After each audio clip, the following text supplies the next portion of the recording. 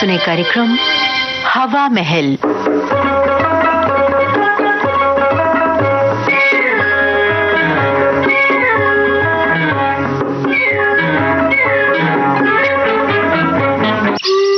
हवा महल में आज हमारी श्रृंखला सुनो कहानी।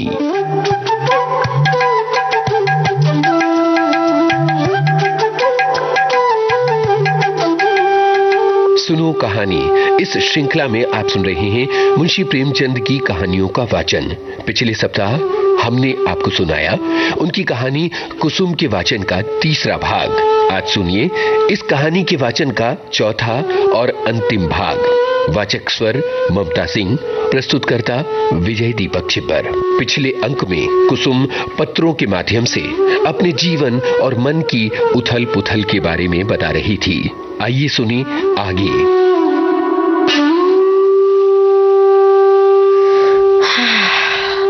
अब आपसे मेरा सविनय अनुरोध है और यही अंतिम अनुरोध है कि आप मेरे पत्रों को लौटा दें।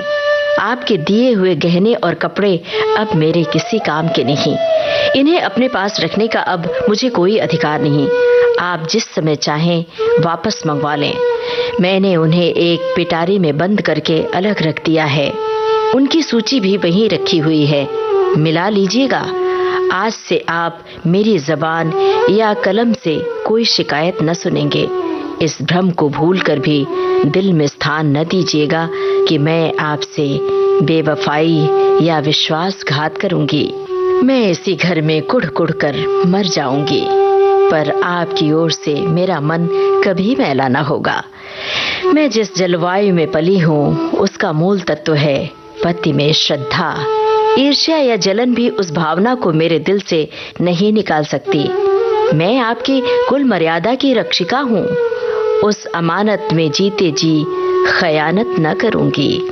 अगर मेरे बस में होता तो मैं उसे भी वापस कर देती, लेकिन यहाँ मैं मजबूर हूँ और आप भी मजबूर हैं। मेरी ईश्वर से यही विनती है कि आप जहाँ रहें कुशल से रहें।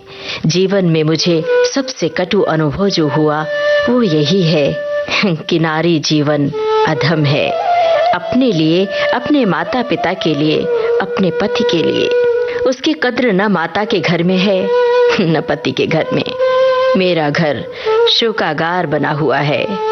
अम्मा रो रही है, दादा रो रहे हैं, कुटुंब के लोग रो रहे हैं। कदाचित वे सोचते होंगे ये कन्या कुल में ना आते तो कितना अच्छा होता, मगर सारी दुनिया एक तरफ हो जाए, आपके ऊपर विजय नहीं पा सकती। आप मेरे प्रभु हैं, आपका फैसला अटल है। उसकी कहीं अपील नहीं, कहीं फरियाद नहीं। खैर, आज से ये झगड़ा समाप्त हुआ।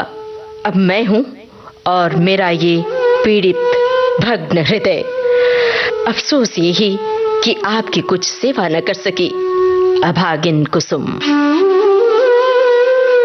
मालूम नहीं मैं कितनी देर तक मूक वेदना की दशा में बैठा रहा कि महाशय नवीन बोले, आपने इन पत्रों को पढ़कर क्या निश्चय किया?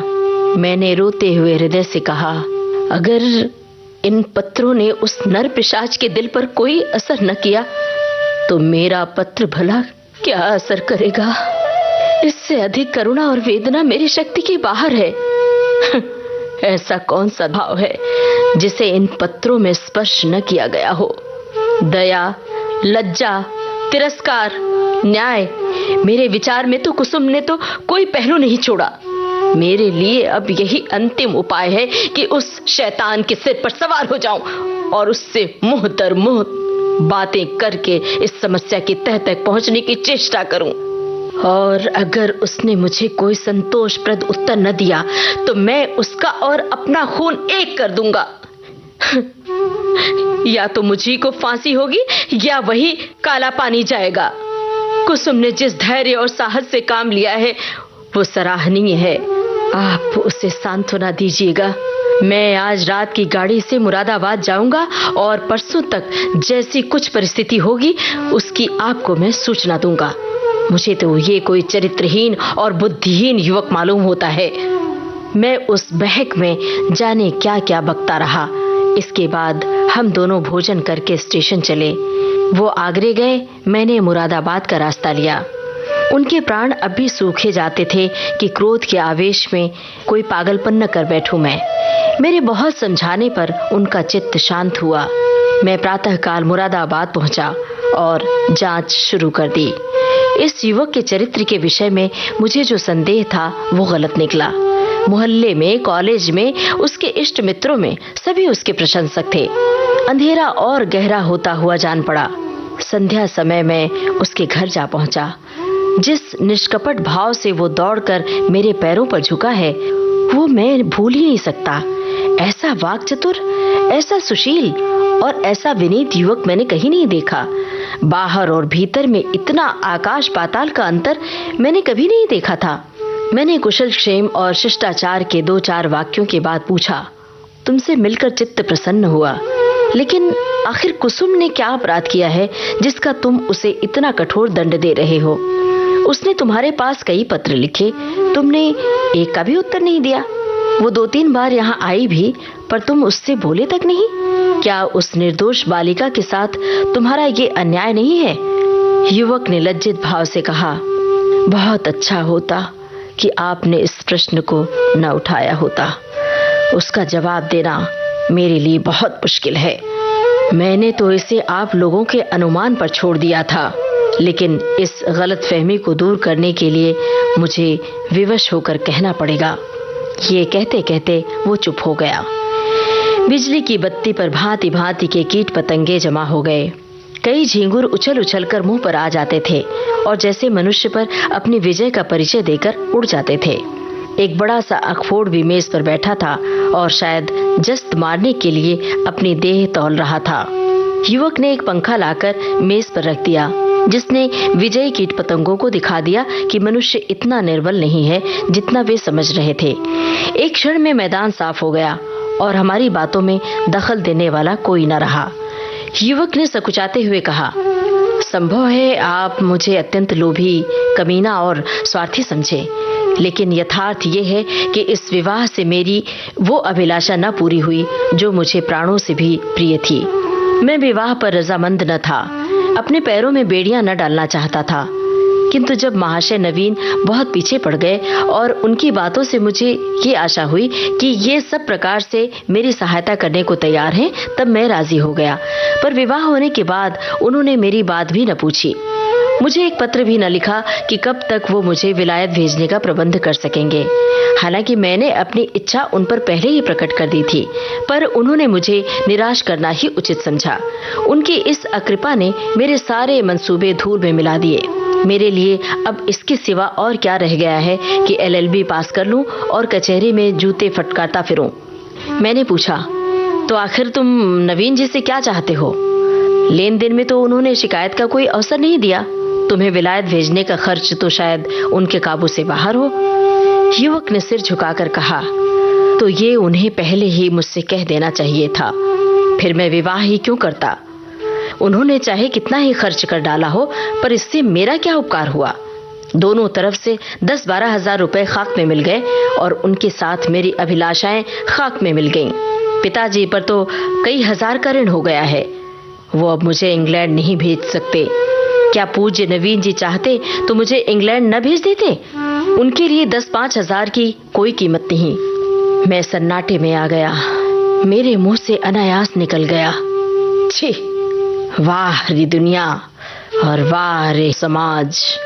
तेरे यहाँ ऐसे ऐसे स्वार्थ के दास पड़े हुए हैं जो एक अबला का जीवन संकट में डालकर उसके पिता पर ऐसे अत्याचारपूर्ण दबाव डालकर ऊंचा पद प्राप्त करना चाहते हैं।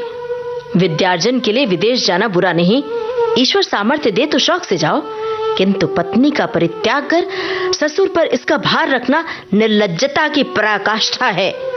तारीफ की बात तो तब थी कि तुम अपने पुरुषार्थ से जाते। इस तरह किसी की गर्दन पर सवार होकर अपना आत्मसम्मान बेचकर गए तो क्या गए। इसकी दृष्टि में कुसुम का कोई मूल्य ही नहीं, वो केवल उसकी स्वार्थ सिद्धि का साधन मात्र है। ऐसे नीच प्रकृति के आदमी से कुछ भी तर्क करना व्यर्थ था।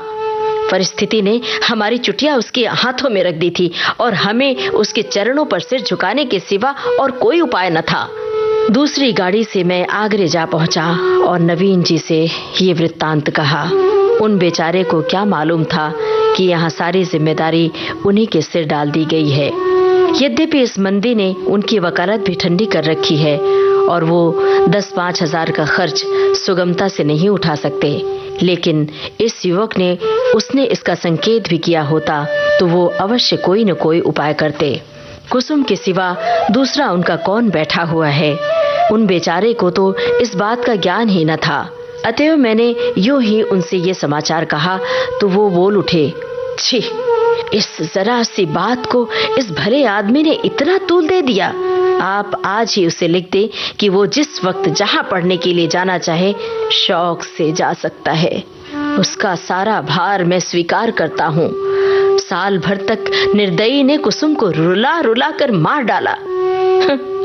छी। घर में इसकी चर्चा हुई। कुसुम ने भी माँ से सुना।